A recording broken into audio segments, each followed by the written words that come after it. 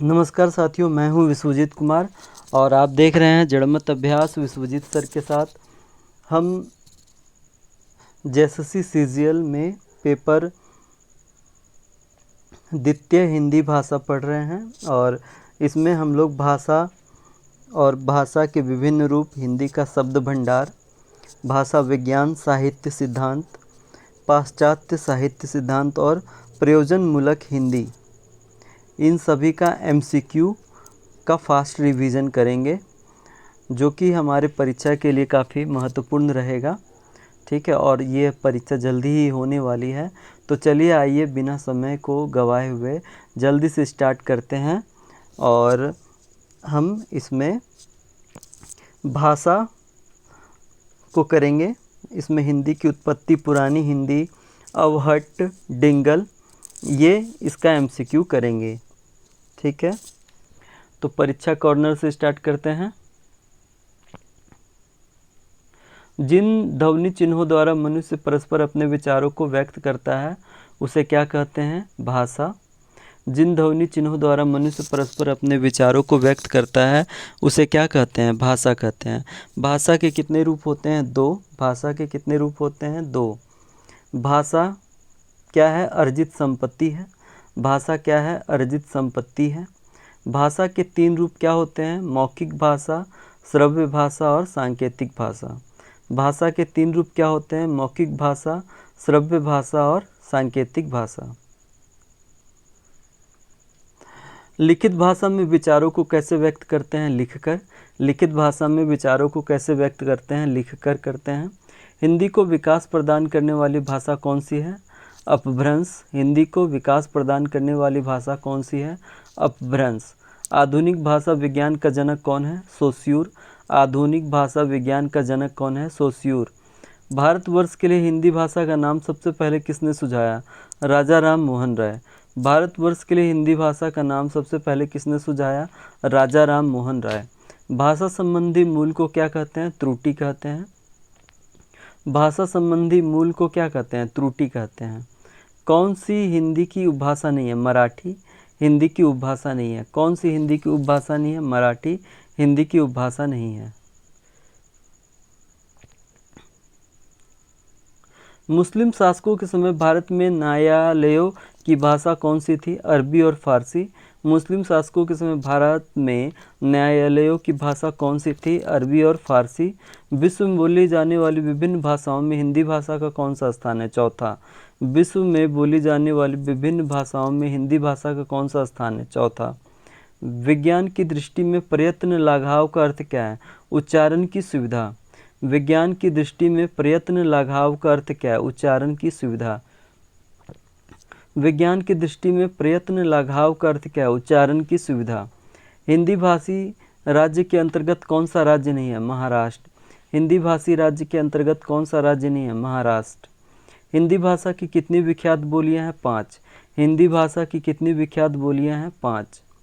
गैल भैल आदि किस बोली की किस तरह की क्रियाएं हैं? भोजपुरी और भूतकालिक। गैल भैल आदि किस बोली की किस तरह की क्रियाएं हैं? भोजपुरी और भूतकालिक। आधुनिक भाषाओं में से किसका संबंध अपभ्रंश की पैशाची बोली से है? पंजाबी। आधुनिक भाषाओं में से किसका संबंध अपभ्रंश की पैशाची बोली से है? पंजाबी।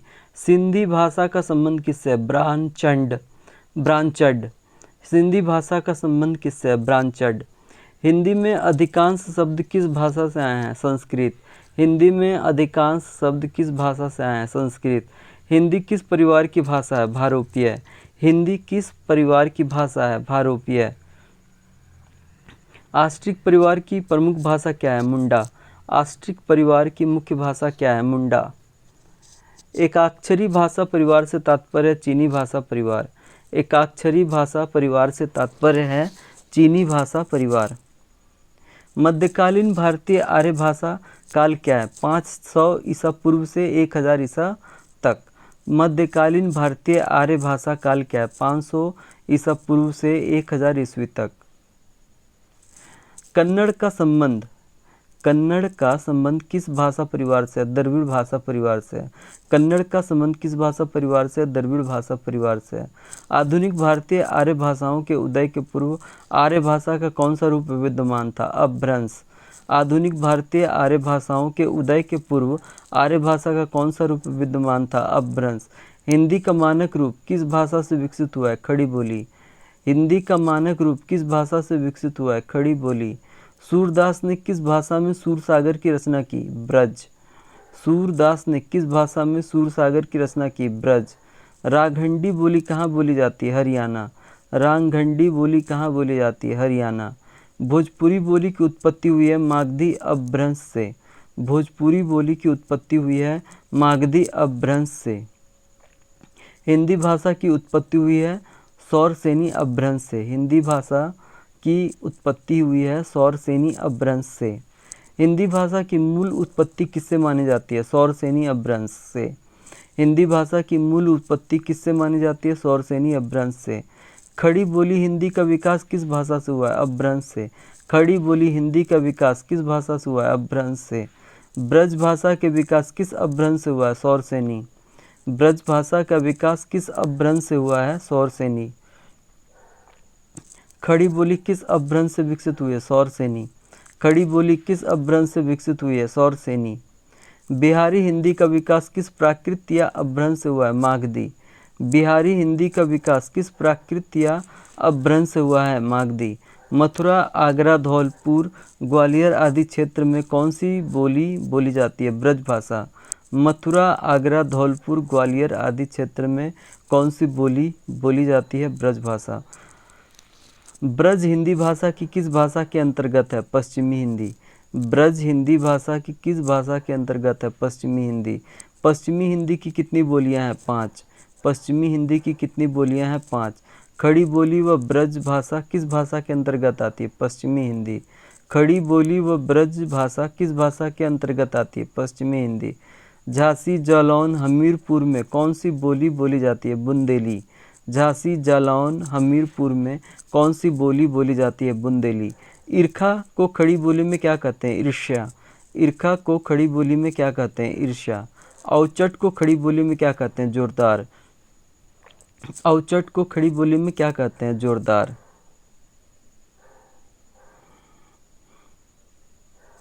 खलीक बारी किसकी रचना है? अमीर खुसरो। खलीक बारी किसकी रचना है? अमीर खुसरो। अपभ्रंश को पुरानी हिंदी किसने कहा है? चंद्रधार शर्मा गुलरी। अपभ्रंश को पुरानी हिंदी किसने कहा है? चंद्रधार शर्मा गुलरी। अपभ्रंश की उत्तरकालीन अवस्था का नाम है अवहट। अपभ्रंश की उत्तरकालीन अवस्था का नाम है अवहट। सौरसेनी अपभ्रंश से किस उपभाषा का विकास हुआ है? राजस्थानी। सौरसेनी अपभ्रंश से किस उपभाषा का विकास हुआ है? राजस्थानी। अपभ्रंश और पुरानी हिंदी के मध्य का समय कहा जाता है संक्रांति काल। अपभ्रंश और पुरानी हिंदी के मध्य का समय कहा जाता है संक्रांति काल। खड़ी बोली हिंदी में सर्वप्रथम रचना करने वाले कवि का नाम है अमीर खुसरो। खड़ी बोली हिंदी में सर्वप्रथम रचना करने वाले कवि का नाम है अमीर खुसरो। कचहरियों में हिंदी प्रवेश आंदोलन का मुख्य पत्र किस पत्र को कहा जाता है? भारत मित्र। कचहरियों में हिंदी प्रवेश आंदोलन का मुख्य पत्र किस पत्र को कहा जाता है? भारत मित्र। नागरी प्रचारणी सभा का स्थापना वर्ष है 1893 ईस्वी। नागरी प्रचारणी सभा का स्थापना वर्ष है 1893 ईस्वी। फोर्ट विलियम कॉलेज की स्थापना कब हुई? 1800 ईस्वी। फोर्ट विलियम कॉलेज की स्थापना कब हुई? 1800 ईस्वी। महावीर प्रसाद द्विवेदी को किस वर्ष सरस्वती पत्रिका के संपादक के रूप में नियुक्त किया गया? वर्ष 1903। महावीर प्रसाद द्विवेदी को किस वर्ष सरस्वती पत्रिका के संपादक के रूप में नियुक्त किया गया? वर्ष 1903। संविधान सभा में हिंदी को राजभाषा बनाने का प्रस्ताव किसने रखा? गोपाल स्वामी अयंगर। संविधान सभा में हिंदी को राजभाषा बनाने का प्रस्ताव किसने रखा? गोपाल स्वामी अयंगर। भारतीय संविधान में हिंदी को मान्यता कब मिली? 14 सितंबर 1949। भारतवर्ष के लिए हिंदी भाषा का नाम सबसे पहले किसने सुझाया? मदन मोहन मालवीय। भारतवर्ष के लिए हिंदी भाषा का नाम सबसे पहले किसने सुझाया? मदन मोहन मालवीय। भारतीय भाषाओं को भारतीय संविधान की किस अनुसूची में शामिल किया गया? अष्टम। भारतीय भाषाओं को भारतीय संविधान की किस अनुसूची में शामिल किया गया है? अष्टम। संविधान के किस अनुच्छेद में कहा गया है कि संघ की राजभाषा हिंदी और लिपि देवनागरी होगी? 343। संविधान के किस अनुच्छेद में कहा गया है कि संघ की राजभाषा हिंदी और लिपि देवनागरी होगी? 343। फोर्ट विलियम कॉलेज की स्थापना कहाँ हुई? कोलकाता। फोर्ट विलियम कॉलेज की स्थापना कहाँ हुई? कलकत्ता। राजस्थान की भाषा के लिए राजस्थानी शब्द का प्रयोग सर्वप्रथम किसने किया था? George Abraham Grierson. राजस्थान की भाषा के लिए राजस्थानी शब्द का प्रयोग सर्वप्रथम किसने किया था? George Abraham Grierson. Marwari, Mewari, Bagri Rajasthani के किस क्षेत्र की प्रमुख बोलियां हैं? पश्चिमी राजस्थानी। मारवाड़ी, मेवाड़ी, बागड़ी राजस्थानी के किस क्षेत्र की प्रमुख बोलियां हैं? पश्चिमी राजस्थानी। पूर्वी राजस्थान की प्रमुख बोलियां हैं हाड़ी और हाड़ौती। पूर्वी राजस्थान की प्रमुख बोलियां हैं हाड़ी और हाड़ौती। पूर्वी राजस्थान की प्रमुख बोलियां हैं हाड़ी और हाड़ौती। पूर्वी राजस्थानी का साहित्यिक रूप है पिंगल। पूर्वी राजस्थानी का साहित्यिक रूप है पिंगल। पश्चिमी हिंदी और राजस्थानी के मध्य सेतु का कार्य करती है मेवाती। पश्चिमी हिंदी और राजस्थानी के मध्य सेतु का कार्य करती है मेवाती। पश्चिमी हिंदी और राजस्थानी के मध्य सेतु का कार्य करती है मेवाती। लालदासी एवं चारणदासी संप्रदायों का साहित्य किस भाषा में रचा गया है? मेवाती। लालदासी एवं चारणदासी संप्रदायों का साहित्य किस भाषा में रचा गया है? मेवाती। लालदासी एवं चारणदासी संप्रदायों का साहित्य किस भाषा में रचा गया है? मेवाती। कवि सूर्यमल्ल मिश्रण की रचनाएं किस भाषा में है? हाड़ौती। कवि सूर्यमल्ल मिश्रण की रचनाएं किस भाषा में है? हाड़ौती। चारण शैली को किस नाम से जाना जाता है? डिंगल। चारण शैली को किस नाम से जाना जाता है? डिंगल। मेवाती, हाड़ौती व ढूंढाड़ी का मिश्रित रूप है खैराड़ी। मेवाती, हाड़ौती व ढूंढाड़ी का मिश्रित रूप है खैराती। डिंगल क्या है? एक साहित्यिक शैली। डिंगल क्या है? एक साहित्यिक शैली। वस्तुनिष्ठ प्रश्नोत्तर। जिन ध्वनि चिन्हों द्वारा मनुष्य परस्पर अपने विचारों को व्यक्त करता है उसे क्या कहते हैं? भाषा। भाषा के कितने रूप होते हैं? 2। भाषा है अर्जित संपत्ति। भाषा के 3 रूप क्या होते हैं? मौखिक भाषा, श्रव्य भाषा और सांकेतिक भाषा। लिखित भाषा में विचारों को कैसे व्यक्त करते हैं? लिखकर। हिंदी को विकास प्रदान करने वाली भाषा कौन सी है? अपभ्रंश। आधुनिक भाषा विज्ञान का जनक कौन है? सोस्यूर। भारतवर्ष के लिए हिंदी भाषा का नाम सबसे पहले किसने सुझाया? राजा राम मोहन राय। भाषा संबंधी भूल को क्या कहते हैं? त्रुटि। कौन सी हिंदी की उपभाषा नहीं है? मराठी। सही विकल्प चुनिए। भाषा अस्थायी होती है, मौखिक। मुस्लिम शासकों के समय भारत में न्यायालयों की भाषा कौन सी थी? अरबी और फारसी। विश्व में बोली जाने वाली विभिन्न भाषाओं में हिंदी भाषा का कौन सा स्थान है? चौथा। विज्ञान की दृष्टि में प्रयत्न लगाव का अर्थ क्या है? उच्चारण की सुविधा। हिंदी भाषी राज्य के अंतर्गत कौन सा राज्य नहीं है? महाराष्ट्र। हिंदी भाषा की कितनी विख्यात बोलियां हैं? 5। गैल भैल आदि किस बोली की किस तरह की क्रियाएं हैं? भोजपुरी और भूतकालिक। आधुनिक भाषाओं में से किसका संबंध अपभ्रंश की पैशाची बोली से है? पंजाबी। सिंधी भाषा का संबंध किससे है? ब्रांचड। हिंदी में अधिकांश शब्द किस भाषा से आए? संस्कृत। हिंदी किस परिवार की भाषा है? भारोपीय। आस्ट्रिक परिवार की प्रमुख भाषा क्या है? मुंडा। एकाक्षरी भाषा परिवार से तात्पर्य चीनी भाषा परिवार। निम्न में से कौन सी प्राचीन भाषा नहीं है? पंजाबी। निम्न में द्रविड़ परिवार की भाषा कौन सी है? कन्नड़। मध्यकालीन भारतीय आर्य भाषा काल क्या है? 500 ईसा पूर्व से 1000 ईस्वी तक। कन्नड़ का संबंध किस भाषा परिवार से है? द्रविड़ भाषा परिवार से। आधुनिक भारतीय आर्य भाषाओं के उदय के पूर्व आर्य भाषा का कौन सा रूप विद्यमान था? अपभ्रंश। आधुनिक भारतीय आर्य भाषाओं के उदय के पूर्व आर्य भाषा का कौन सा रूप विद्यमान था? अपभ्रंश। हिंदी का मानक रूप किस भाषा से विकसित हुआ है? खड़ी बोली। हिंदी का मानक रूप किस भाषा से विकसित हुआ है? खड़ी बोली। सूरदास ने किस भाषा में सूरसागर की रचना की? ब्रज। इनमें से कौन सी बोली मध्य प्रदेश की बोलियों में से नहीं है? बांगर। राघंडी बोली कहाँ बोली जाती है? हरियाणा। भोजपुरी बोली की उत्पत्ति हुई है मागधी अपभ्रंश से। हिंदी भाषा की उत्पत्ति हुई है सौरसैनी अपभ्रंश से। हिंदी भाषा की मूल उत्पत्ति किससे मानी जाती है? सौरसैनी अपभ्रंश। हिंदी भाषा की मूल उत्पत्ति किससे मानी जाती है? सौरसैनी अपभ्रंश। खड़ी बोली हिंदी का विकास किस भाषा से हुआ है? अपभ्रंश से हुआ है। खड़ी बोली हिंदी का विकास किस भाषा से हुआ है? अपभ्रंश से हुआ है। ब्रज भाषा का विकास किस अपभ्रंश से हुआ है? सौरसैनी। ब्रज भाषा का विकास किस अपभ्रंश से हुआ है? सौरसैनी। खड़ी बोली किस अपभ्रंश से विकसित हुई है? सौरसैनी। खड़ी बोली किस अपभ्रंश से विकसित हुई है? सौरसैनी। बिहारी हिंदी का विकास किस प्राकृत या अपभ्रंश से हुआ है? मागधी। बिहारी हिंदी का विकास किस प्राकृत या अपभ्रंश से हुआ है? मागधी। मथुरा, आगरा, धौलपुर, ग्वालियर आदि क्षेत्र में कौन सी बोली बोली जाती है? ब्रज भाषा। ब्रज हिंदी भाषा की किस भाषा के अंतर्गत है? पश्चिमी हिंदी। ब्रज हिंदी भाषा की किस भाषा के अंतर्गत है? पश्चिमी हिंदी। पश्चिमी हिंदी की कितनी बोलियां हैं? 5। खड़ी बोली हिंदी की उत्पत्ति हुई है सौरसैनी अपभ्रंश से। खड़ी बोली हिंदी की उत्पत्ति हुई है सौरसैनी अपभ्रंश से। ध्रुपद गायन का संबंध किस भाषा से है? ब्रज भाषा से है। ध्रुपद गायन का संबंध किस भाषा से है? ब्रज भाषा से है। खड़ी बोली व ब्रज भाषा किस भाषा के अंतर्गत आती है? पश्चिमी हिंदी। ब्रज भाषा क्या है? पश्चिमी हिंदी है। ब्रज भाषा का क्षेत्र कौन नहीं है? सरगुजा। ब्रज भाषा का क्षेत्र कौन नहीं है? सरगुजा। झांसी, जालौन, हमीरपुर में कौन सी बोली बोली जाती है? बुंदेली। झांसी, जालौन, हमीरपुर में कौन सी बोली बोली जाती है? बुंदेली। ईर्खा को खड़ी बोली में क्या कहते हैं? ईर्ष्या। ईर्खा को खड़ी बोली में ईर्ष्या कहते हैं। औचट को खड़ी बोली में क्या कहते हैं? जोरदार। औचट को खड़ी बोली में जोरदार कहते हैं।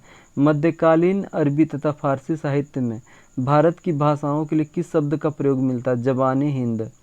मध्यकालीन अरबी तथा फारसी साहित्य में भारत की भाषाओं के लिए किस शब्द का प्रयोग मिलता है? ज़बान हिंद। खलीक बारी किसकी रचना है? अमीर खुसरो। खलीक बारी किसकी रचना है? अमीर खुसरो। हिंदी के उद्भव का सही क्रम है पाली, प्राकृत, अपभ्रंश, अवहट। हिंदी के उद्भव का सही क्रम है पाली, प्राकृत, अपभ्रंश, अवहट। अपभ्रंश को पुरानी हिंदी किसने कहा है? चंद्रधार शर्मा गुलरी। अपभ्रंश को पुरानी हिंदी किसने कहा है? चंद्रधार शर्मा गुलरी। साहित्यिक अपभ्रंश को पुरानी हिंदी किसने कहा था? आचार्य रामचंद्र शुक्ल।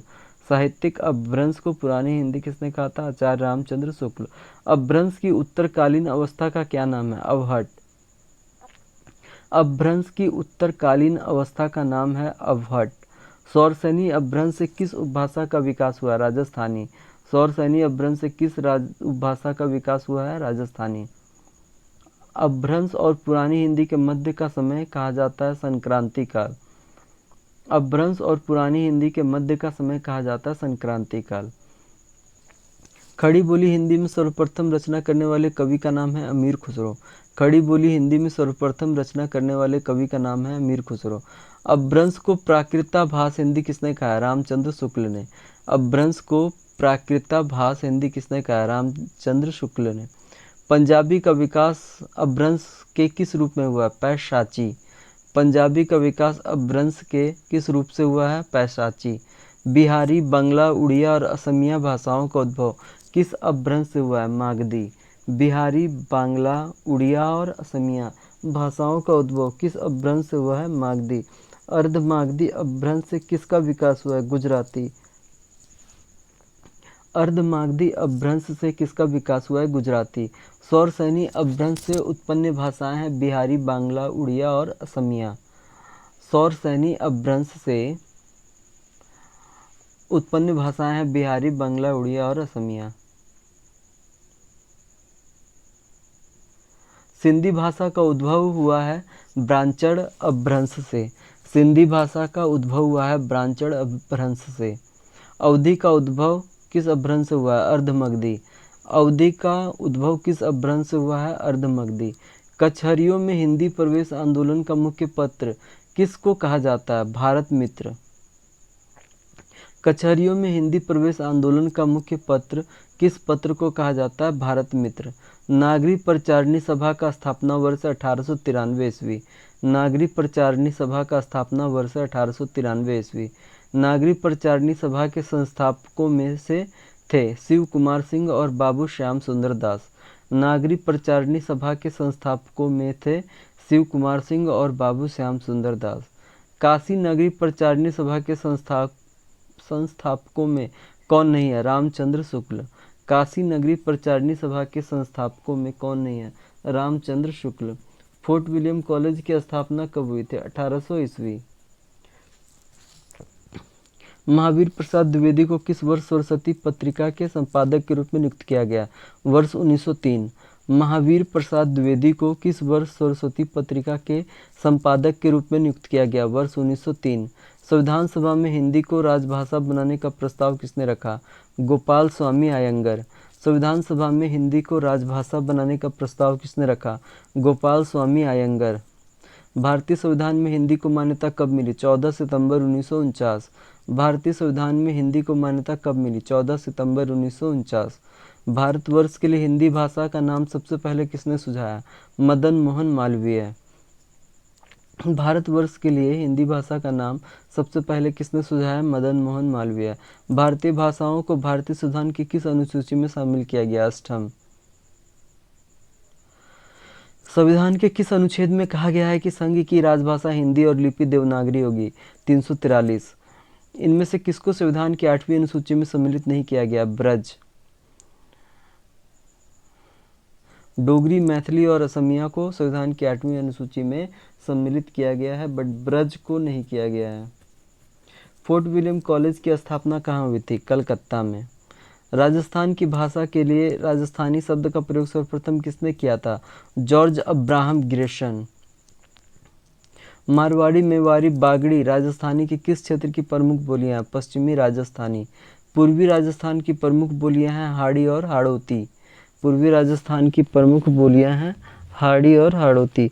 पूर्वी राजस्थान का साहित्यिक रूप है पिंगल। पूर्वी राजस्थान का साहित्यिक रूप है पिंगल। पश्चिमी हिंदी और राजस्थानी के मध्य सेतु का कार्य करती है मेवाती। पश्चिमी हिंदी और राजस्थानी के मध्य सेतु का कार्य करती है मेवाती। लाल दासी एवं चरणदासी संप्रदायों का साहित्य किस भाषा में रचा गया है? मेवाती। लाल दासी एवं चरणदासी संप्रदायों का साहित्य किस भाषा में रचा गया है? मेवाती। कवि सूर्यमल्ल मिश्रण की रचनाएं किस भाषा में? हाड़ौती। कवि सूर्यमल्ल मिश्रण की रचनाएं किस भाषा में है? तो हाड़ौती। चारण शैली को किस नाम से जाना जाता है? डिंगल। चारण शैली को किस नाम से जाना जाता है? डिंगल।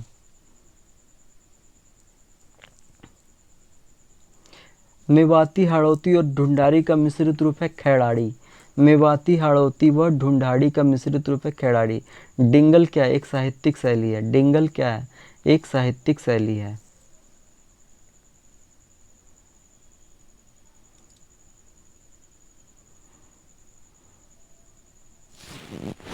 अब हम लोग करेंगे भाषा के विभिन्न रूप, जिसमें रचनात्मक भाषा, राष्ट्रभाषा, राजभाषा, संपर्क भाषा और संचार भाषा का एमसीक्यू रहेगा।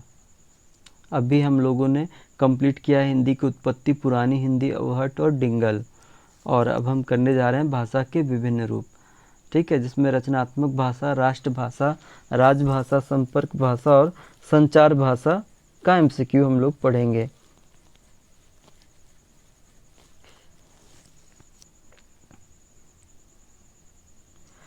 रचनात्मक लेखन में भाषा का सबसे पुराना रिश्ता है संदेश से। रचनात्मक लेखन में भाषा का सबसे पुराना रिश्ता है संदेश से। असंगत बताइए। मारवाड़ी इंदौर असंगत है, मतलब मेल नहीं खाता, जबकि मेवाती मेवात से, जयपुरी अजमेर से, मालवी रतलाम से। असंगत बताइए। मारवाड़ी इंदौरी असंगत है, जबकि मेवाती मेवात से है, जयपुरी अजमेर से है, मालवी रतलाम से है। भारत में भाषाओं का साहित्यिक विकास क्रम माना जाता है संस्कृत, पाली, प्राकृत और अपभ्रंश। भारत में भाषाओं का साहित्यिक विकास क्रम माना जाता है संस्कृत, पाली, प्राकृत और अपभ्रंश। अपभ्रंश का भाषा के रूप में सबसे पहला प्रयोग कहाँ मिलता है? तो वल्लभी के राजा धारसेन द्वितीय के शिलालेखों में। अपभ्रंश का भाषा के रूप में सबसे पहला प्रयोग कहाँ मिलता है? वल्लभी के राजा धारसेन द्वितीय के शिलालेखों में। मेरठ, बिजनौर, मुजफ्फरनगर, सहारनपुर, देहरादून के मैदानी क्षेत्रों में कौन सी बोली बोली जाती है? खड़ी बोली। मेरठ, बिजनौर, मुजफ्फरनगर, सहारनपुर, देहरादून के मैदानी क्षेत्रों में कौन सी बोली बोली जाती है? खड़ी बोली। भारतवर्ष में हिंदी को किस वर्ग में रखा गया है? राजभाषा। भारतवर्ष में हिंदी को किस वर्ग में रखा गया है? राजभाषा। भारतवर्ष में हिंदी को राजभाषा वर्ग में रखा गया है। संविधान के किस भाग में हिंदी को भारत की राजभाषा कहा गया है? भाग 17। संविधान के किस भाग में हिंदी को भारत की राजभाषा कहा गया? भाग 17। व्याकरण शब्द का क्या अर्थ है? टुकड़े टुकड़े करना। व्याकरण शब्द का क्या अर्थ है? टुकड़े टुकड़े करना। मेवाती हिंदी किस उपभाषा वर्ग से संबंधित है? राजस्थानी। मेवाती हिंदी किस उपभाषा वर्ग से संबंधित है? राजस्थानी। संघ की भाषा हिंदी और लिपि देवनागरी होगी। संविधान के किस अनुच्छेद में कहा गया है? अनुच्छेद 343। संघ की भाषा हिंदी और लिपि देवनागरी होगी। संविधान के किस अनुच्छेद में कहा गया है? अनुच्छेद 343। अशोक के शिलालेख ब्राह्मी लिपि तथा किस भाषा में उत्कीर्ण है? प्राकृत। अशोक के शिलालेख ब्राह्मी लिपि तथा किस भाषा में उत्कीर्ण है? प्राकृत। कितने भारतीय राज्यों की राजभाषा हिंदी है? 15। कितने भारतीय राज्यों की राजभाषा हिंदी है? 15। हिंदी की प्रमुख बोलियों तथा उनके नामकरण कर्ता के संबंध में असंगत बताइए। तो इसका होगा भोजपुरी रेमंडय। हिंदी की प्रमुख बोलियां तथा उनके नामकरण कर्ता के संबंध में गलत बताइए। असंगत मतलब गलत। भोजपुरी रेमंडय ये नहीं होगा। जबकि कौरवी राहुल सांकृत्यानब, ब्रजबुली ईश्वर चंद्रगुप्त, राजस्थानी और बिहारी जॉर्ज ग्रियर्सन और मैथिली बाकीदास। ठीक है। कौरवी राहुल सांकृत्यायन, ब्रजबुली ईश्वर चंद्रगुप्त, राजस्थानी और बिहारी जॉर्ज ग्रियर्सन और मैथिली बाकीदास। निम्न में से असत्य कथन कौन सा है? तो कोई नहीं है, सब सही है। तो सत्य कथन कौन कौन सा है जान लेते हैं। खड़ी बोली आंदोलन में अयोध्या प्रसाद खत्री का अविस्मरणीय योगदान है। खड़ी बोली आंदोलन में अयोध्या प्रसाद खत्री का अविस्मरणीय योगदान है। गिलक्रिस्ट ने हिंदुस्तानी पत्र के व्याकरण और कोश की रचना की। गिलक्रिस्ट ने हिंदुस्तानी भाषा के व्याकरण और कोश की रचना की है। राष्ट्रभाषा का प्रथम व्याकरण पुस्तक का प्रकाशन 1948 में हुआ। राष्ट्रभाषा का प्रथम व्याकरण पुस्तक का प्रकाशन 1948 में हुआ। राजा लक्ष्मण सिंह का दृष्टिकोण राजा शिव प्रसाद के दृष्टिकोण का ठीक विरोधी था। ये उर्दू को मुसलमानों की बोली मानते थे। राजा लक्ष्मण सिंह का दृष्टिकोण राजा शिव प्रसाद के दृष्टिकोण का ठीक विरोधी था। ये उर्दू को मुसलमानों की बोली मानते थे। किसे आधुनिक आर्य भाषा नहीं माना जाता है? अपभ्रंश। किसे आधुनिक आर्य भाषा नहीं माना जाता है? अपभ्रंश। स्वामी दयानंद सरस्वती ने किसकी रचना हिंदी भाषा में की है? सत्यार्थ प्रकाश। स्वामी दयानंद सरस्वती ने किसकी रचना हिंदी भाषा में की है? सत्यार्थ प्रकाश। निम्न में से असंगत है पश्चिमी हिंदी मारवाड़ी। निम्न में से असंगत है पश्चिमी हिंदी मारवाड़ी। अपभ्रंश में कौन सा व्यंजन नहीं था? ढ और ड। ड्र और ढ। अपभ्रंश में कौन व्यंजन नहीं थे? ढ और ढ। जबकि ट, ठ, ज्ञ, त्र, र और स है। ठीक है। पाली को भाषा भी कहा जाता है देश भाषा।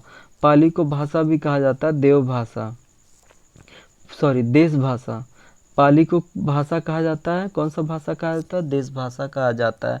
पाली को देश भाषा कहा जाता है, देश की भाषा पाली। किसकी मातृभाषा हिंदी नहीं थी? मोरारजी देसाई की मातृभाषा हिंदी नहीं थी। किसकी मातृभाषा हिंदी नहीं थी? मोरारजी देसाई। भाषाई आधार पर सर्वप्रथम किस राज्य का गठन हुआ था? आंध्र प्रदेश। भाषाई आधार पर सर्वप्रथम किस राज्य का गठन हुआ? आंध्र प्रदेश। भाषाई आधार पर सर्वप्रथम किस राज्य का गठन हुआ? आंध्र प्रदेश। खड़ी बोली का अर्थ टकसाली की अर्थात स्टैंडर्ड भाषा है। खड़ी बोली के संबंध में उपरोक्त कथन किस विद्वान का है? विश्वनाथ प्रसाद।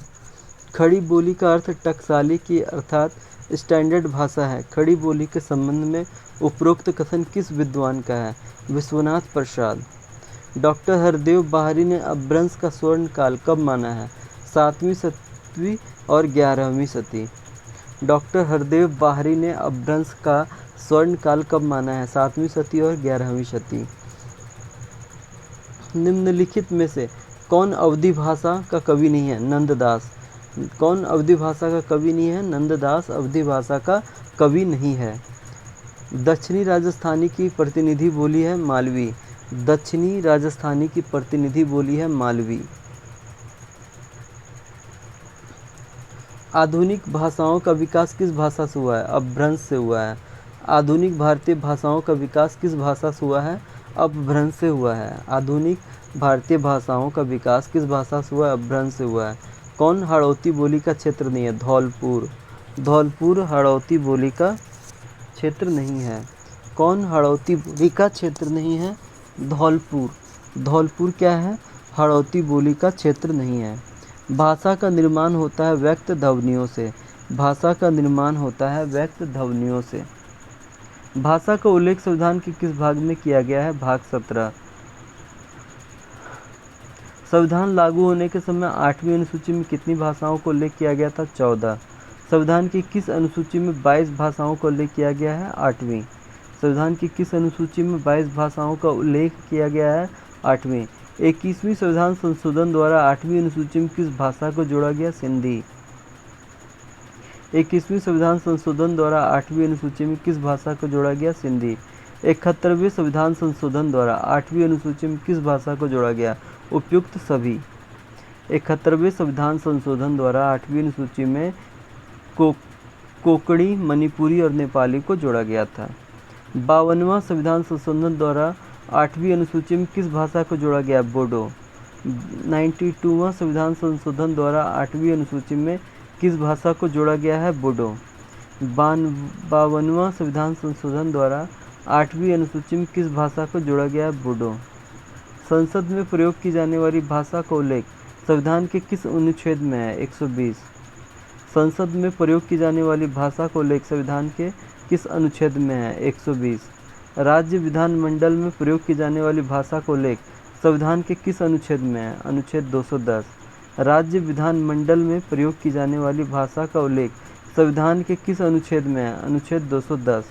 संविधान के किस अनुच्छेद में कहा गया है कि संघ की राजभाषा हिंदी और लिपि देवनागरी होगी? अंकों का रूप भारतीय अंकों का अंतर्राष्ट्रीय रूप होगा। 343। संविधान के किस अनुच्छेद में कहा गया है कि संघ की राजभाषा हिंदी और लिपि देवनागरी होगी? अंकों का रूप भारतीय अंकों का अंतर्राष्ट्रीय रूप होगा। 343। 15 वर्ष अर्थात 1965 तक अंग्रेजी भाषा का प्रयोग किए जाते रहने की बात संविधान के किस अनुच्छेद में की गई है? अनुच्छेद 343। 15 वर्ष अर्थात 1965 तक अंग्रेजी भाषा का प्रयोग किए जाते रहने की बात संविधान के किस अनुच्छेद में की गई है? अनुच्छेद 343। हिंदी को राजभाषा का दर्जा कब मिला? 14 सितंबर 1949। हिंदी को राजभाषा का दर्जा कब मिला? 14 सितंबर 1949। संविधान के किस अनुच्छेद में उल्लेख है कि संविधान के प्रारंभ से 5 वर्ष की समाप्ति पर राष्ट्रपति द्वारा राजभाषा के संबंध में एक आयोग का गठन किया जाएगा? 344। संविधान के किस अनुच्छेद में उल्लेख है कि संविधान के प्रारंभ से 5 वर्ष की समाप्ति पर राष्ट्रपति द्वारा राजभाषा के संबंध में एक आयोग का गठन किया जाएगा? अनुच्छेद 344। संविधान के किस अनुच्छेद में उल्लेख है कि संविधान के प्रारंभ से 5 वर्ष की समाप्ति पर राष्ट्रपति द्वारा राजभाषा के संबंध में एक आयोग का गठन किया जाएगा? अनुच्छेद 344। एक राज्य और दूसरे राज्य के बीच होने वाले पत्र व्यवहार का उल्लेख संविधान के किस अनुच्छेद में है? अनुच्छेद 346। एक राज्य और दूसरे राज्य के बीच होने वाले पत्र व्यवहार का उल्लेख संविधान के किस अनुच्छेद में है? अनुच्छेद 346। किसी राज्य द्वारा राज्य की दूसरी भाषा घोषित करने का उपबंध संविधान के किस अनुच्छेद में है? अनुच्छेद 347। किसी राज्य द्वारा राज्य की दूसरी भाषा घोषित करने का उपबंध संविधान के किस अनुच्छेद में? अनुच्छेद 347। किसी राज्य द्वारा राज्य की दूसरी भाषा घोषित करने का उपबंध संविधान के किस अनुच्छेद में है? 347। किसी राज्य द्वारा राज्य की दूसरी भाषा घोषित करने का उपबंध संविधान के अनुच्छेद 347 में है। उच्च न्यायालय और उच्चतम न्यायालय की भाषा का उपबंध संविधान के किस अनुच्छेद में है? 348। उच्च न्यायालय और उच्चतम न्यायालय की भाषा का उपबंध संविधान के किस अनुच्छेद में? अनुच्छेद 348। राजभाषा संबंधी कोई भी विधेयक राष्ट्रपति की पूर्व मंजूरी के बिना पेश नहीं की जा सकती और राष्ट्रपति भी आयोग की सिफारिशों पर विचार करने के बाद ही मंजूरी दे सकेगा। संविधान के किस अनुच्छेद में इस बात का उल्लेख है? अनुच्छेद 349। राजभाषा संबंधी कोई भी विधेयक राष्ट्रपति की पूर्व मंजूरी के बिना पेश नहीं किया जा सकता। राजभाषा संबंधी कोई भी विधेयक राष्ट्रपति के पूर्व मंजूरी के बिना पेश नहीं की जा सकती और राष्ट्रपति भी आयोग की सिफारिशों पर विचार करने के बाद ही मंजूरी दे सकेगा। संविधान के किस अनुच्छेद में इस बात का उल्लेख है? अनुच्छेद 349। राजभाषा संबंधी कोई भी विधेयक राष्ट्रपति की पूर्व मंजूरी के बिना पेश नहीं की जा सकता और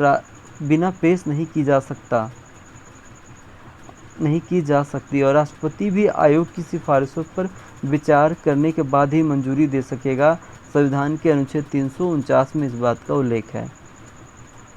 भाषाई अल्पसंख्यक वर्गों के लिए प्राथमिक स्तर पर मातृभाषा में शिक्षा की सुविधाएं उपलब्ध कराई जाए, इस बात का उल्लेख संविधान के किस अनुच्छेद में? अनुच्छेद 350। भाषाई अल्पसंख्यक वर्गों के लिए प्राथमिक स्तर पर मातृभाषा में शिक्षा की सुविधाएं उपलब्ध कराई जाए, इस बात का उल्लेख संविधान के किस अनुच्छेद में है? अनुच्छेद 350। भाषाई अल्पसंख्यक वर्गों के लिए प्राथमिक स्तर पर मातृभाषा में शिक्षा की सुविधाएं उपलब्ध कराई जाए, इस बात का उल्लेख संविधान के अनुच्छेद 350 में है। भाषा विषयक उपबंध किसमें किया गया है? उपयुक्त सभी। अनुच्छेद 120, अनुच्छेद 210 और 8वीं अनुसूची में भाषा विषयक उपबंध किया गया है। भाषा विषयक उपबंध किसमें किया गया है? अनुच्छेद 120, अनुच्छेद 210 और 8वीं अनुसूची। सन 1955 में प्रथम राजभाषा आयोग का गठन किसकी अध्यक्षता में किया गया? बीजी खेर। सन 1955 में राजभाषा आयोग का गठन किसकी अध्यक्षता में किया गया? बीजी खेर। सन 1957 में संसदीय राजभाषा समिति का गठन किसकी अध्यक्षता में किया गया? जीबी पंत। सन 1957 में संसदीय राजभाषा समिति का गठन किसकी अध्यक्षता में किया गया? जीबी पंत। प्रथम राजभाषा आयोग और संसदीय राजभाषा समिति का गठन संविधान के किस अनुच्छेद के तहत किया गया था? अनुच्छेद 344। प्रथम राजभाषा आयोग और संसदीय राजभाषा समिति का गठन संविधान के किस अनुच्छेद के तहत किया गया था? अनुच्छेद 344। किस अनुच्छेद में कहा गया है कि संघ का यह कर्तव्य होगा कि वह हिंदी भाषा का प्रसार बढ़ाएगा? अनुच्छेद 351। किस अनुच्छेद में कहा गया है कि संघ का यह कर्तव्य होगा कि वह हिंदी भाषा का प्रसार बढ़ाएगा? 351। अंग्रेजी के व्यामोह से पिंड छुड़ाना स्वराज्य का अनिवार्य अंग है, कथन किसका है? महात्मा गांधी। अंग्रेजी के व्यामोह से पिंड छुड़ाना स्वराज्य का अनिवार्य अंग है, कथन किसका है? महात्मा गांधी। सन 1955 में गठित प्रथम राजभाषा आयोग में सदस्यों की कुल संख्या कितनी थी? 21। सन 1955 में गठित प्रथम राजभाषा आयोग में सदस्यों की कुल संख्या कितनी थी? 21। राजभाषा अधिनियम 1963 में कुल कितनी धाराएं? 9। राजभाषा अधिनियम 1963 में कुल कितनी धाराएं? 9। राजभाषा संकल्प कब पारित हुआ? 1968। राजभाषा संकल्प कब पारित हुआ? 1968। राजभाषा नियम कब बना? 1976। राजभाषा नियम कब बना? 1976। किसमें केंद्र सरकार के कार्यालयों को 3 वर्गों में बांटा गया है? राजभाषा नियम 1976। किसमें केंद्रीय सरकार के कार्यालयों को 3 वर्गों में बांटा गया है? राजभाषा नियम 1976। राजभाषा नियम 1976। किसमें केंद्रीय सरकार के कार्यालयों को 3 वर्गों में बांटा गया है? राजभाषा नियम 1976। हिंदी को संघ की राजभाषा बनाने का जो प्रस्ताव संसद में पारित हुआ, उसके प्रस्तावक कौन थे? गोपाल स्वामी अयंगर। हिंदी को संघ की राजभाषा बनाने का जो प्रस्ताव संसद में पारित हुआ, उसके प्रस्तावक कौन थे? गोपाल स्वामी अयंगर। हिंदी को संघ की राजभाषा बनाने का जो प्रस्ताव संसद में पारित हुआ, उसके प्रस्तावक गोपाल स्वामी अयंगर थे। निम्नलिखित में केंद्रीय सरकार के कार्यालयों का अनुपयुक्त विभाजन है। घ वर्ग के क्षेत्र। निम्नलिखित में केंद्रीय सरकार के कार्यालयों का अनुपयुक्त विभाजन है। घ वर्ग के क्षेत्र। क वर्ग के क्षेत्र में कौन से राज्य आते हैं? उपयुक्त सभी। उत्तर प्रदेश, मध्य प्रदेश और राजस्थान। क वर्ग के क्षेत्र में कौन से राज्य आते हैं? उत्तर प्रदेश, मध्य प्रदेश और राजस्थान। ख वर्ग के क्षेत्र में कौन से राज्य आते हैं? उपयुक्त सभी। पंजाब, गुजरात, महाराष्ट्र। ख वर्ग के क्षेत्र में कौन से राज्य आते हैं? पंजाब, गुजरात और महाराष्ट्र। उपयुक्त सभी। ग वर्ग के क्षेत्र में कौन सा राज्य आता है? उपयुक्त सभी। पश्चिम बंगाल, उड़ीसा और उत्तर पूर्वी क्षेत्र। ग वर्ग के क्षेत्र में कौन से राज्य आते हैं? पश्चिम बंगाल, उड़ीसा और उत्तर पूर्वी क्षेत्र। साहित्य अकादमी की स्थापना कब हुई थी? 1954। साहित्य अकादमी की स्थापना कब हुई? 1954। नेशनल बुक ट्रस्ट की स्थापना कब हुई? 1957। नेशनल बुक ट्रस्ट की स्थापना कब हुई? 1957। नेशनल बुक ट्रस्ट की स्थापना 1957 में हुई। वैज्ञानिक तथा तकनीकी शब्दावली आयोग की स्थापना कब हुई? 1961। वैज्ञानिक तथा तकनीकी शब्दावली आयोग की स्थापना कब हुई? 1961। केंद्रीय हिंदी निदेशालय की स्थापना कब हुई? 1960। केंद्रीय हिंदी निदेशालय की स्थापना कब हुई? 1960। केंद्रीय अनुवाद ब्यूरो की स्थापना कब हुई? 1971। केंद्रीय अनुवाद ब्यूरो की स्थापना कब हुई? 1971। राजभाषा विभाग की स्थापना कब हुई? 1975। राजभाषा विभाग की स्थापना कब हुई? 1975। केंद्रीय अनुवाद ब्यूरो किस मंत्रालय के अधीन कार्य करते हैं? गृह मंत्रालय। केंद्रीय अनुवाद ब्यूरो किस मंत्रालय के अधीन कार्य करता है? गृह मंत्रालय। साहित्य अकादमी किस मंत्रालय के अधीन है? शिक्षा मंत्रालय। साहित्य अकादमी किस मंत्रालय के अधीन है? शिक्षा मंत्रालय। साहित्य अकादमी किस मंत्रालय के अधीन है? शिक्षा मंत्रालय। राजभाषा विभाग किस मंत्रालय के अधीन है? गृह मंत्रालय। राजभाषा विभाग किस मंत्रालय के अधीन है? गृह मंत्रालय। नेशनल बुक ट्रस्ट किस मंत्रालय के अधीन है? शिक्षा मंत्रालय। नेशनल बुक ट्रस्ट किस मंत्रालय के अधीन है? शिक्षा मंत्रालय। नेशनल बुक ट्रस्ट किस मंत्रालय के अधीन है? शिक्षा मंत्रालय। वैज्ञानिक तथा तकनीकी शब्दावली आयोग किस मंत्रालय के अधीन है? शिक्षा मंत्रालय। वैज्ञानिक तथा तकनीकी शब्दावली आयोग किस मंत्रालय के अधीन है? शिक्षा मंत्रालय। अमीर खुसरो अपनी किस रचना में हिंदवी शब्द 30 बार और हिंदी शब्द 5 बार देसी भाषा के लिए? खलिक बारी। अमीर खुसरो अपनी किस रचना में हिंदवी शब्द 30 बार और हिंदी शब्द 5 बार देसी भाषा के लिए? खालिक बारी। हिंदी को आम बोलचाल की महाभाषा किसने कहा है? George Grierson. हिंदी को आम बोलचाल की महाभाषा किसने कहा है? George Grierson. राजभाषा से क्या अभिप्राय है? सरकारी कार्यालयों की भाषा। राजभाषा से क्या अभिप्राय है? सरकारी कार्यालयों की भाषा। हिंदी को आर्य भाषा कहकर प्रयोग और प्रचार का विषय बनाने वाले कौन थे? महर्षि दयानंद सरस्वती। हिंदी को आर्य भाषा कहकर प्रयोग और प्रचार का विषय बनाने वाले कौन थे? महर्षि दयानंद सरस्वती।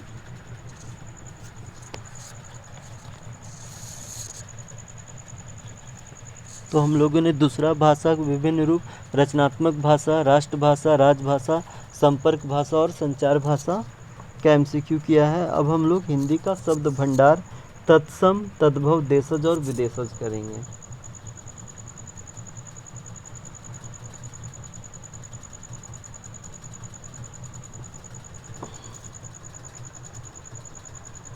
शब्द भेद से संबंधित कुछ वस्तुनिष्ठ प्रश्न। उत्पत्ति के आधार पर शब्द के कितने भेद हैं? 4। उत्पत्ति के आधार पर शब्द के कितने भेद हैं? 4। संस्कृत के जिन शब्दों का प्रयोग मूल रूप में किया जाता है उन्हें तत्सम कहते हैं। संस्कृत के जिन शब्दों का प्रयोग मूल रूप में किया जाता है उसे तत्सम कहते हैं। निम्नलिखित शब्दों में रूढ़ शब्द है पशु। निम्नलिखित शब्दों में रूढ़ शब्द है पशु। कौन सा शब्द योग रूढ़ है? जलज। कौन सा शब्द योग रूढ़ है? जलज। कौन सा शब्द योग रूढ़ है? जलज। इनमें रूढ़ शब्द कौन सा है? वैभव। इनमें रूढ़ शब्द कौन सा है? वैभव। रूढ़ शब्द कौन सा है? वैभव। परीक्षा शब्द निम्नलिखित वर्गों में से किस वर्ग में आता है? तत्सम। परीक्षा शब्द निम्नलिखित वर्गों में से किस वर्ग में आता है? तत्सम। मजिस्ट्रेट शब्द है विदेशज। मजिस्ट्रेट शब्द है विदेशज। निम्नलिखित में कौन सा शब्द देशज है? लोटा। लोटा शब्द देशज है। कौन सा शब्द देशज है? लोटा। कौन सा शब्द देशज है? लोटा। कौन सा शब्द लोसज देशज है? लोटा शब्द देशज है। स्वतंत्र सत्ता धारण न करने वाले शब्द क्या कहलाते हैं? यौगिक। स्वतंत्र सत्ता धारण न करने वाले शब्द क्या कहलाते हैं? यौगिक। स्वतंत्र सत्ता धारण न करने वाले शब्द क्या कहलाते हैं? यौगिक। निम्नलिखित में कौन यौगिक शब्द है? विद्यालय। निम्नलिखित में कौन यौगिक शब्द है? विद्यालय। प्रयोग की दृष्टि से सूक्ष्म अंतर व्यक्त करने वाले शब्द क्या कहलाते हैं? समानार्थक। प्रयोग की दृष्टि से सूक्ष्म अंतर व्यक्त करने वाले शब्द क्या कहलाते हैं? समानार्थक। यौगिक शब्द कौन सा है? पाठशाला यौगिक शब्द है। पाठशाला यौगिक शब्द है। यौगिक शब्द कौन सा है? पाठशाला। विभावरी किस प्रकार का शब्द है? तत्सम। विभावरी किस प्रकार का शब्द है? तत्सम है। विभावरी किस प्रकार का शब्द है? तत्सम।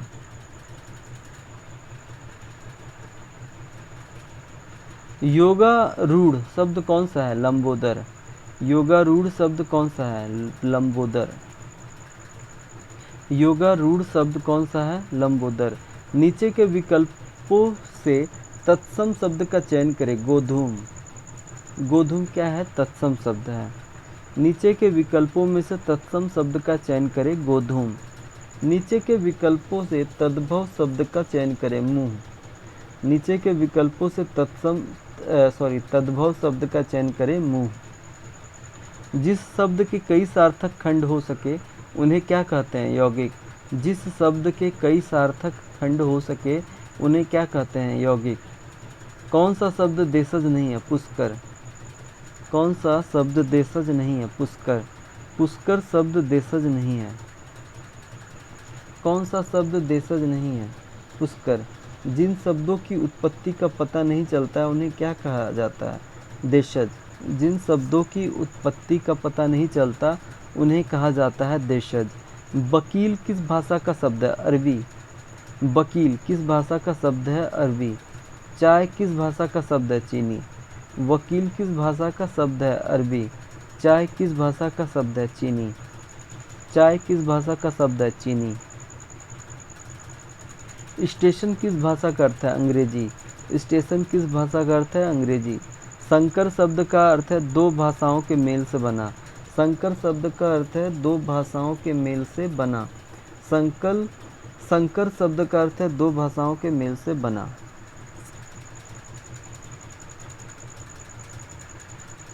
बानर का तद्भव रूप क्या है? बंदर। बानर का तद्भव रूप क्या है? बंदर।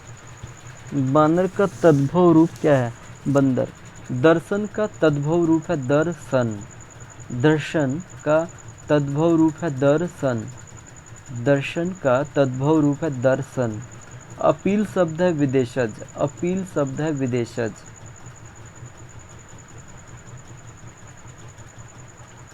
निम्नलिखित में कौन तत्सम शब्द है? उद्गम। उद्गम क्या है? तत्सम शब्द है। निम्नलिखित में कौन तत्सम शब्द है? उद्गम। मगही शब्द है तद्भव। मगही शब्द है तद्भव। मगही शब्द है तद्भव। संधि शब्द है तत्सम। संधि शब्द है तत्सम। संधि शब्द है तत्सम। लोटा शब्द है देशज। लोटा शब्द है देशज। लोटा शब्द है देशज। कमल किस प्रकार का शब्द है? रूढ़। कमल किस प्रकार का शब्द है? रूढ़। कमल किस प्रकार का शब्द है? रूढ़। पाकशाला किस प्रकार का शब्द है? यौगिक। पाकशाला किस प्रकार का शब्द है? यौगिक। दशानन किस प्रकार का शब्द है? योग रूढ़। दशानन किस प्रकार का शब्द है? योग रूढ़। दशानन किस प्रकार का शब्द है? योग रूढ़। निम्न में से तत्सम शब्द छाटिए। घोटक। निम्न में से तत्सम शब्द छाटिए। घोटक। निम्न में से कौन सा शब्द तुर्की भाषा का है? कैंची। निम्न में से कौन सा शब्द तुर्की भाषा का है? कैंची। निम्न शब्दों में से तत्सम शब्द का चयन कीजिए। आंसू। आंसू क्या है? तत्सम शब्द है। निम्न शब्दों में से तत्सम शब्द का चयन कीजिए। आंसू। शब्द के कितने भेद होते हैं? 2। शब्द के कितने भेद होते हैं? 2। उत्पत्ति के आधार पर शब्द के कितने प्रकार होते हैं? 5। उत्पत्ति के आधार पर शब्द के कितने प्रकार होते हैं? 5। रचना के आधार पर शब्द के कितने भेद होते हैं? 3। रचना के आधार पर शब्द के कितने भेद होते हैं? 3। रचना के आधार पर शब्द के कितने भेद होते हैं? 3। व्याकरणिक प्रकार के आधार पर शब्द के कितने भेद होते हैं? 2। व्याकरणिक प्रकार के आधार पर शब्द के कितने भेद होते हैं? 2।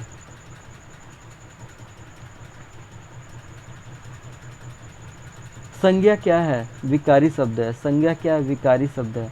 विशेषण क्या है? विकारी शब्द है। विशेषण क्या है? विकारी शब्द है। निपात क्या है? निपात अविकारी शब्द है। निपात क्या है? अविकारी शब्द है। निपात क्या है? अविकारी शब्द है। क्रिया विशेषण क्या है? अविकारी शब्द है। क्रिया विशेषण भी अविकारी शब्द है। संबंध बोधक क्या है? अविकारी शब्द है। संबंध बोधक क्या है? अविकारी शब्द है। संबंध बोधक क्या है? अविकारी शब्द है। अर्थ के आधार पर शब्दों के कितने भेद है? 5। अर्थ के आधार पर शब्दों के कितने भेद है? 5। किताब घर शब्द क्या है? शंकर। किताब घर शब्द क्या है? शंकर। किताब घर शब्द क्या है? शंकर। छापा खाना शब्द क्या है? द्विज शब्द है। छापा खाना शब्द क्या है? द्विज शब्द। छापा खाना शब्द क्या है? द्विज शब्द है।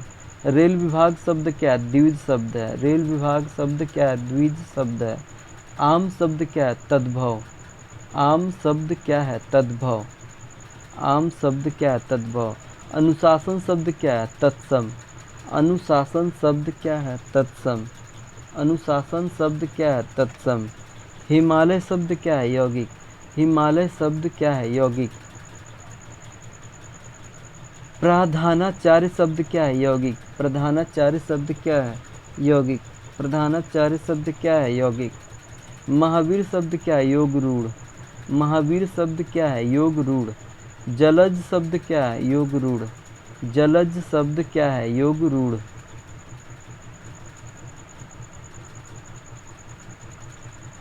एक दंत शब्द क्या है? योग रूढ़। एक दंत शब्द क्या है? योग रूढ़।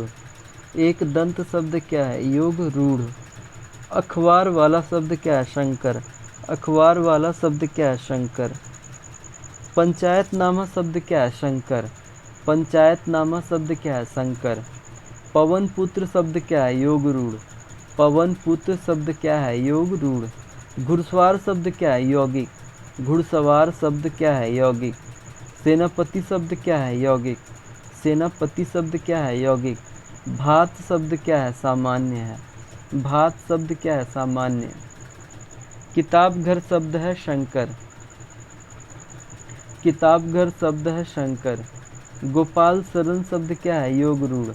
गोपाल शरण शब्द क्या है? योग रूढ़। गोताखोर शब्द क्या है? द्विज शब्द। गोताखोर शब्द क्या है? द्विज शब्द है। आम चुनाव शब्द क्या है? द्विज शब्द है। आम चुनाव शब्द क्या है? द्विज शब्द है। आग का तत्सम है अग्नि। आग का तत्सम है अग्नि। अर्ध तत्सम शब्द कौन सा है? निम्नांकित में अर्ध तत्सम शब्द कौन सा है? अगिन। निम्नांकित में अर्ध तत्सम शब्द कौन सा है? अगिन। प्यासा का तत्सम रूप क्या है? प्यासा। प्यासा का तत्सम रूप है प्यासा। प्यासा का तत्सम रूप है प्यासा।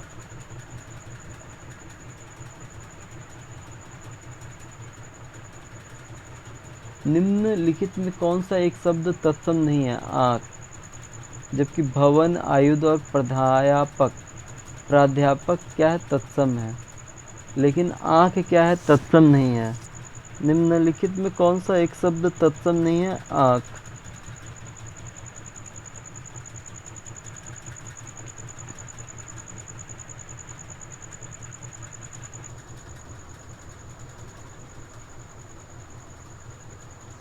निम्न में देशज शब्द कौन सा है? तेंदुआ।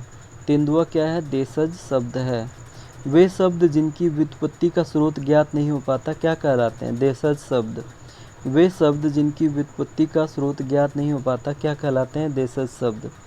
निम्नांकित में तद्भव शब्द कौन सा है? पंख। निम्नांकित में तद्भव शब्द कौन सा है? पंख। नीचे दिए गए विकल्पों में से तत्सम शब्द को चुनें। गोधूम। नीचे दिए गए विकल्पों में से तत्सम शब्द को चुनें। गोधूम। नीचे दिए गए विकल्पों में से तत्सम शब्द हैं गोधूम। नीचे दिए गए विकल्पों में से तद्भव शब्द को चुनें। इनमें से कोई नहीं। सारे शब्द क्या हैं? तत्सम है। संयम, लवण, जन्म। निम्नलिखित शब्दों में से तत्सम शब्द का चयन कीजिए। तत्सम शब्द का चयन कीजिए। अपशब्द। अपशब्द क्या है? तत्सम शब्द है। नीचे दिए गए विकल्पों में से तत्सम शब्द का चयन कीजिए। इनमें से कोई नहीं। सारे तद्भव हैं। गुलाब, घर, बादल, ये सब क्या है? तद्भव शब्द हैं।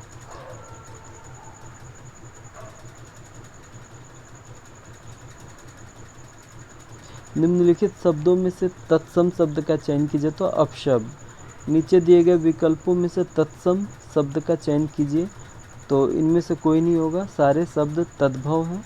गुलाब, घर और बादल क्या है? तद्भव हैं। नीचे दिए गए विकल्पों में से तद्भव शब्द का चयन कीजिए तो मुंह क्या है? तद्भव शब्द है।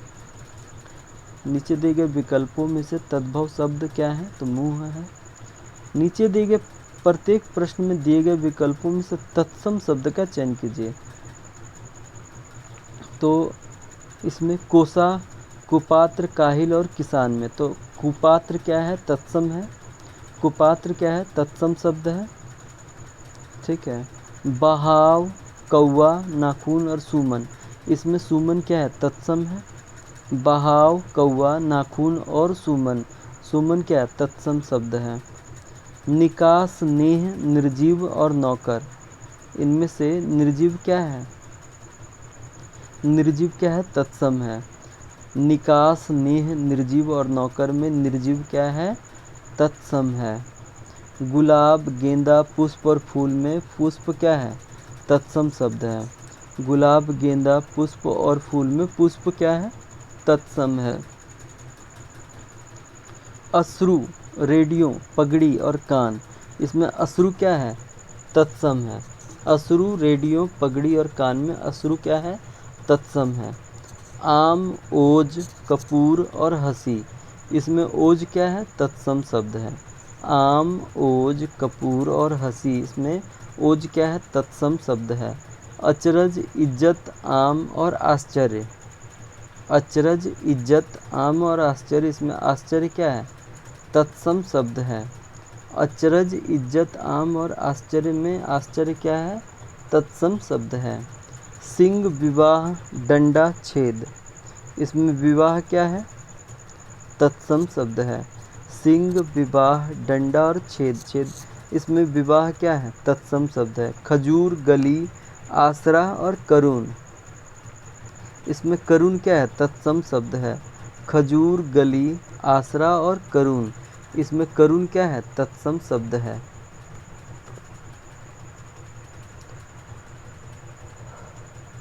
कुछ, निर्मम, नहर और खेत, इसमें निर्मम क्या है? तत्सम है। कुछ, निर्मम, नहर और खेत में निर्मम क्या है? तत्सम शब्द है।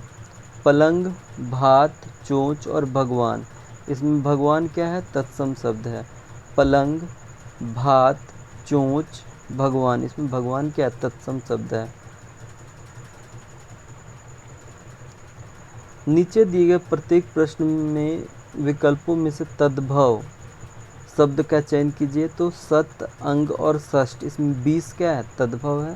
सत, अंग, षष्ठ और 20 में 20 क्या है? तद्भव शब्द है।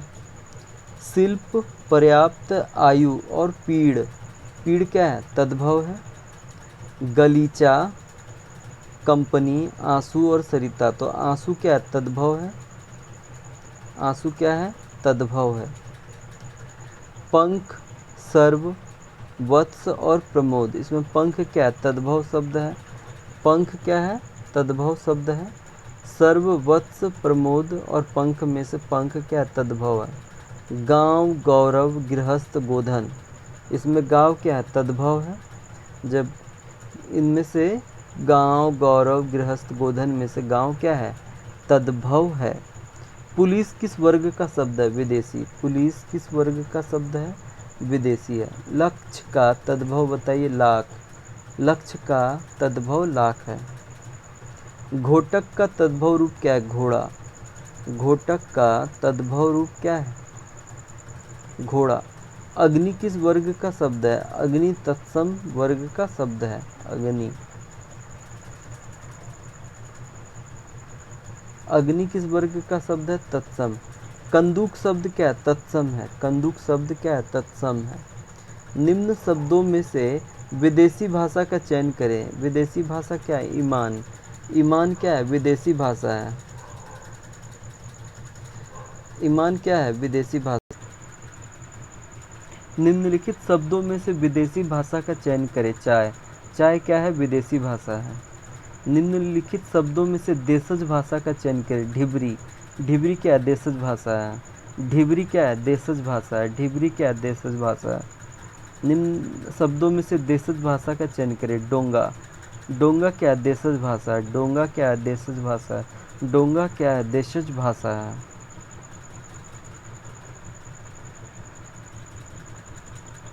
रूबल शब्द किस विदेशी भाषा का शब्द है? रूसी। रूबल शब्द किस विदेशी भाषा का शब्द है? रूसी। चम्मच बारूद और लाश शब्द किस विदेशी भाषा के शब्द हैं? तुर्की। चम्मच बारूद और लाश शब्द किस विदेशी भाषा के शब्द हैं? तुर्की। कौन सा जोड़ा गलत है? लीची चीनी सही है। रिक्शा जापानी सही है। कैचे तुर्की सही है। सरकार पुर्तगाली ये गलत है। निम्न में से कौन सा जोड़ा गलत है? लीची चीनी सही है। रिक्शा जापानी सही है। कैची तुर्की होगा सही है। सरकार पुर्तगाली ये गलत है। निम्न में से कौन सा शब्द देशज है? तो औजार क्या है? देशज शब्द है। कौन सा शब्द देशज है? औजार। निम्न में से कौन सा सही सुमेलित है? कर्नल पुर्तगाली ये सही सुमेलित है। कौन सा सही सुमेलित है? कर्नल पुर्तगाली सही सुमेलित है। निम्न में से कौन सा अंग्रेजी भाषा का शब्द है? मलेरिया। मलेरिया शब्द अंग्रेजी भाषा का शब्द है। कौन सा शब्द अंग्रेजी भाषा का शब्द है? मलेरिया। मलेरिया शब्द अंग्रेजी भाषा का शब्द है। निम्न में से कौन सा शब्द देशज है? डिबिया। डिबिया शब्द देशज है। कौन सा शब्द देशज है? डिबिया।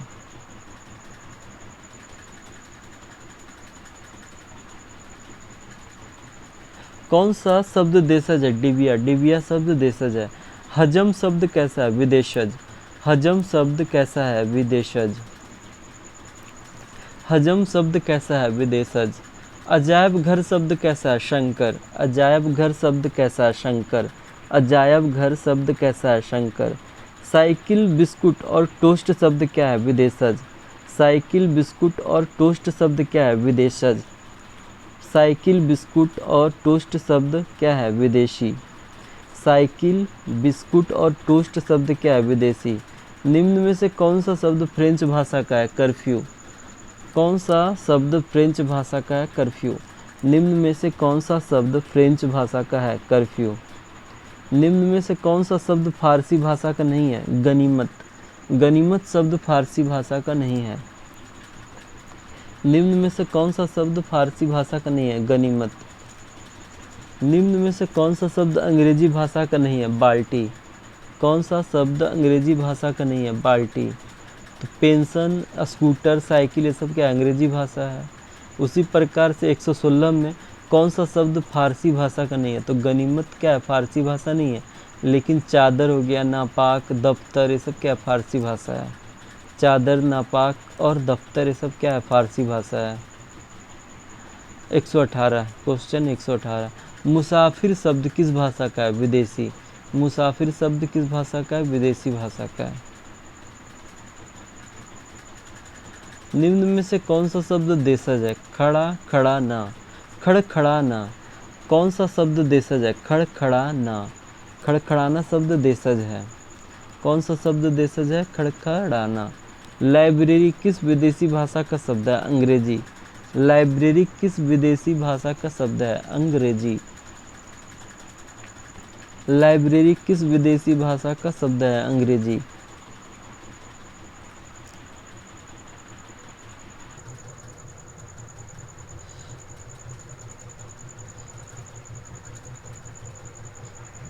अब हम लोग करेंगे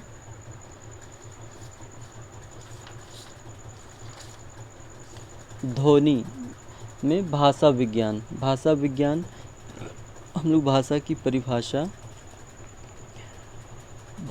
परिभाषा, उत्पत्ति, विकास, ध्वनि परिवर्तन और अर्थ परिवर्तन का एमसीक्यू पढ़ेंगे।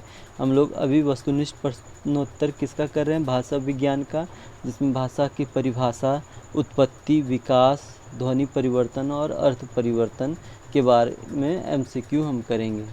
और ये हमारा लास्ट होगा।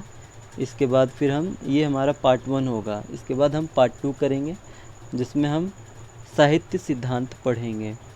साहित्य सिद्धांत में काव्य लक्षण, काव्य हेतु, काव्य प्रयोजन शब्द, शब्द शक्ति, रस, छंद और अलंकार का एमसीक्यू करेंगे। ठीक है। और अभी फ़िलहाल हम भाषा विज्ञान का एमसीक्यू प्रश्नोत्तर कर रहे हैं, वस्तुनिष्ठ प्रश्नोत्तर, जिसमें भाषा की परिभाषा, उत्पत्ति, विकास, ध्वनि परिवर्तन और अर्थ परिवर्तन का एमसीक्यू देखेंगे। तो चलिए आइए स्टार्ट करते हैं। भाषा अभिलक्षणों में कौन सा सही नहीं है? अपरिवर्तनशीलता। भाषा अभिलक्षणों में कौन सा सही नहीं है? तो अपरिवर्तनशीलता सही नहीं है। भाषा अभिलक्षणों में कौन सा सही नहीं है? अपरिवर्तनशीलता। हिंदी भाषा में बोलियों की संख्या कितनी? 18। हिंदी भाषा में बोलियों की संख्या है 18। हिंदी भाषा में बोलियों की संख्या है 18। सही मिलान करें तो 1, 2, 3, 4 सब सामने सामने वाला है। लौकिक संस्कृत 1000 ईस्वी पूर्व से 500 ईस्वी पूर्व। लौकिक संस्कृत 1000 ईस्वी पूर्व से 500 ईस्वी पूर्व। पाली 500 ईसा पूर्व से 1 ईस्वी तक। पाली 500 ईसा पूर्व से 1 ईस्वी तक। पाली 500 ईसा पूर्व से 1 ईस्वी तक। प्राकृत 1 ईस्वी से 500 ईस्वी तक। प्राकृत 1 ईस्वी से 500 ईस्वी तक। उसके बाद अपभ्रंश 500 ईस्वी से 1100 तक। अपभ्रंश 500 ईस्वी से 1100 तक। हिंदी और उर्दू के बीच की सरल भाषा कहलाती है हिंदुस्तानी। हिंदी और उर्दू के बीच की सरल भाषा कहलाती है हिंदुस्तानी। असंगत का चयन कीजिए। अपभ्रंश के सबसे प्राचीन उदाहरण हेमचंद्र के शब्द अनुशासन में मिलते हैं। ये गलत है, असंगत है, मतलब गलत है। जबकि इसमें सही क्या है? सही है अपभ्रंश मध्यकालीन भारतीय आर्य भाषा और आधुनिक भारतीय आर्य भाषाओं के बीच की कड़ी है। ये बिल्कुल सही है। अपभ्रंश शब्द का सर्वप्रथम प्रयोग पतंजलि के महाभाष्य में मिलता है। ये भी सही है। आचार्य किशोरीदास वाजपेयी ने अपभ्रंश को ड़ भाषा कहा है। आचार्य किशोरीदास वाजपेयी ने अपभ्रंश को ड़ भाषा कहा है। और इसमें संगत कौन है, मतलब सही कौन है? तो ए, बी और डी है, जबकि सी गलत है। तो ए सही है। अपभ्रंश मध्यकालीन भारतीय आर्य भाषा और आधुनिक भारतीय आर्य भाषाओं के बीच की कड़ी है। कौन है? तो अपभ्रंश मध्यकालीन भारतीय आर्य भाषा और आधुनिक भारतीय आर्य भाषाओं के बीच की कड़ी है। अपभ्रंश शब्द का सर्वप्रथम प्रयोग पतंजलि के महाभाष्य में मिलता है। और आचार्य किशोरीदास वाजपेयी ने अपभ्रंश को ड़ भाषा कहा है। व्याकरण से किसके अस्तित्व की जानकारी नहीं मिलती है? लिपि। व्याकरण से किसके अस्तित्व की जानकारी नहीं मिलती है? लिपि की जानकारी नहीं मिलती है। किस भाषा को प्रथम प्राकृत, अभिलेखीय प्राकृत तथा मध्यकालीन आर्य भाषा कहा गया? पाली। किस भाषा को प्रथम प्राकृत, अभिलेखीय प्राकृत तथा मध्यकालीन आर्य भाषा कहा गया? पाली। किस भाषा को प्रथम प्राकृत, अभिलेखीय प्राकृत तथा मध्यकालीन आर्य भाषा कहा गया? पाली। साहित्यिक इतिहास साहित्यातिहास लेखन की विधि नहीं है, अकरादी कर्मठ लेखकों का कालक्रम। साहित्यिक इतिहास लेखन की विधि नहीं है, अकरादी कर्मठ लेखकों का कालक्रम।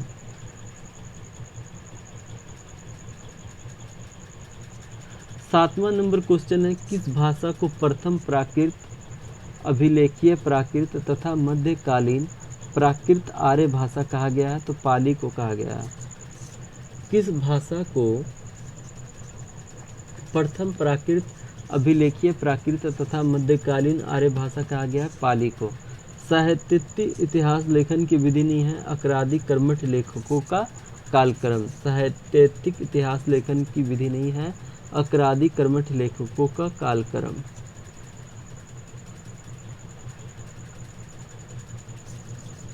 जब कोई बोली या भाषा व्याकरणिक ढांचे में ढलकर व्यवस्थित रूप ग्रहण कर लेती है तो उसे क्या कहते हैं? परिनिष्ठित भाषा।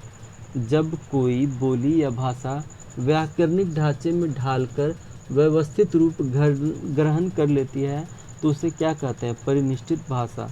हिंदी भाषा के विकास का सही अनुक्रम कौन सा है? पाली, प्राकृत, अपभ्रंश और हिंदी।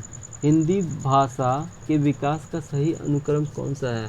पाली, प्राकृत, अपभ्रंश और हिंदी। सबसे पहले पाली आया, पाली के बाद प्राकृत भाषा, प्राकृत भाषा के बाद अपभ्रंश भाषा और अपभ्रंश के बाद हिंदी आया।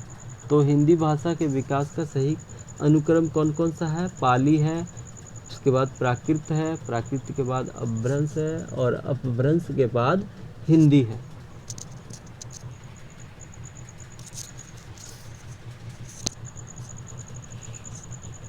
कौन सा सत्य है? तो हिंदी भारत की राजभाषा है, ये बिल्कुल सत्य है। कौन सा सत्य है? हिंदी भारत की राजभाषा है, ये बिल्कुल सत्य है। किस देश में हिंदी भाषा का प्रयोग लिखने व बोलने में किया जाता है? मॉरिशस। किस देश में हिंदी भाषा का प्रयोग लिखने व बोलने में किया जाता है? मॉरिशस। मॉरिशस। किस देश में हिंदी भाषा का प्रयोग लिखने व बोलने में किया जाता है? मॉरिशस। संस्कृत को ईश्वर ने बनाया और फिर उसी भाषा में वेदों की रचना की तथा संस्कृत को देव भाषा कहने में किस सिद्धांत को आधार बनाया गया है? भाषा सूक्ष्मता से स्थूलता, प्रौढ़ता से अप्रौढ़ता की ओर जाती है। संस्कृत को ईश्वर ने बनाया और फिर उसी भाषा में वेदों की रचना की तथा संस्कृत को देव भाषा कहने में किस सिद्धांत को आधार बनाया गया है? तो भाषा सूक्ष्मता से स्थूलता, प्रौढ़ता से अप्रौढ़ता की ओर जाती है, इसी को आधार बनाया गया है।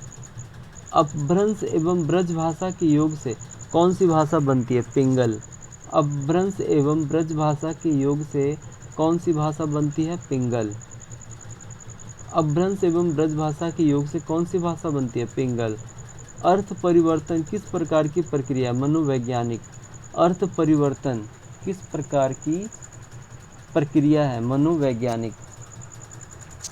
अर्थ परिवर्तन किस प्रकार की प्रक्रिया है? मनोवैज्ञानिक। अर्थ परिवर्तन को किन किन नामों से जाना जाता है? लक्षणा और व्यंजना, ए और बी दोनों।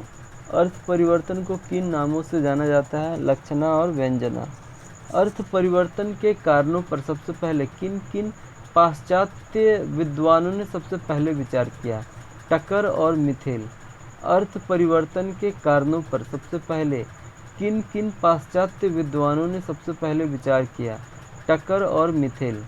अर्थ परिवर्तन के कारणों पर सबसे पहले किन किन पाश्चात्य विद्वानों ने सबसे पहले विचार किया? टकर और मिथेल। अर्थ परिवर्तन की दिशाओं के कितने प्रकार होते हैं? 3। अर्थ परिवर्तन की दिशाओं के कितने प्रकार होते हैं? 3। अर्थ परिवर्तन की दिशाओं के 3 प्रकार होते हैं। अर्थ परिवर्तन की दिशाओं के संबंध में सबसे पहले किन विद्वानों ने विचार किया?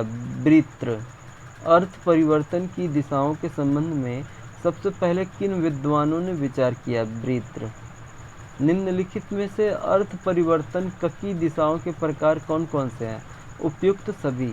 निम्नलिखित में से अर्थ परिवर्तन की दिशाओं के प्रकार कौन कौन से हैं? उपयुक्त सभी।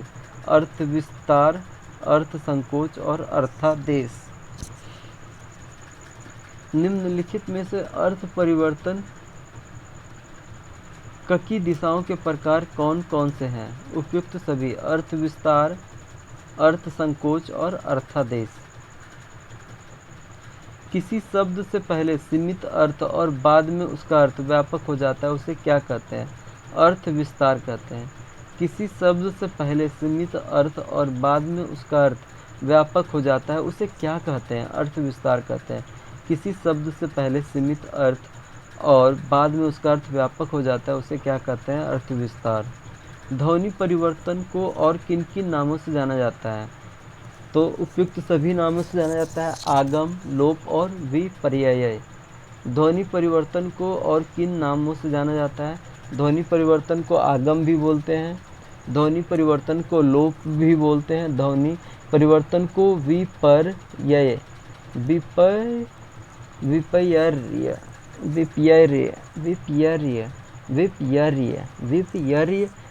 परिवर्तन को विपर्यय भी बोलते हैं। ध्वनि परिवर्तन को किन किन नामों से जाना जाते हैं? तो आगम, लोप और विपर्यय। निम्नलिखित में से अर्थ संकोच के कितने प्रकार हैं? 8। निम्नलिखित में से अर्थ संकोच के 8 प्रकार हैं। निम्नलिखित में से अर्थ संकोच के कितने प्रकार हैं? 8।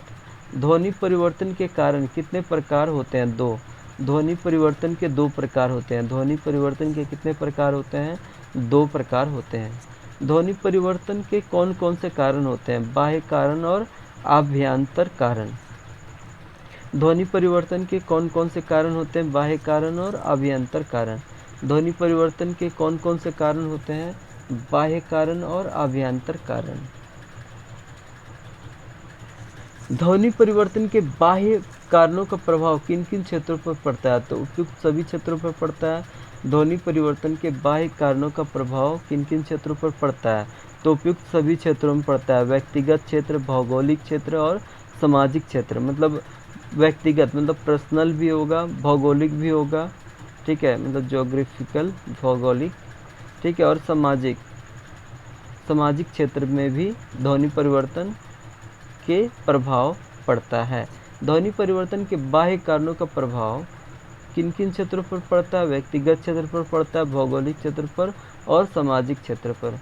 ध्वनि परिवर्तन के संबंध में वक्ता और श्रोता से संबंधित कारणों को क्या कहते हैं? आभ्यंतर कारण कहते हैं। ध्वनि परिवर्तन के संबंध में वक्ता और श्रोता से संबंधित कारणों को क्या कहते हैं? आभ्यंतर कारण कहते हैं। ध्वनि परिवर्तन के संबंध में वक्ता और श्रोता से संबंधित कारणों को क्या कहते हैं? आभ्यंतर कारण कहते हैं। ध्वनि परिवर्तन की दिशाएं कौन कौन सी होती है? आगम और लोत।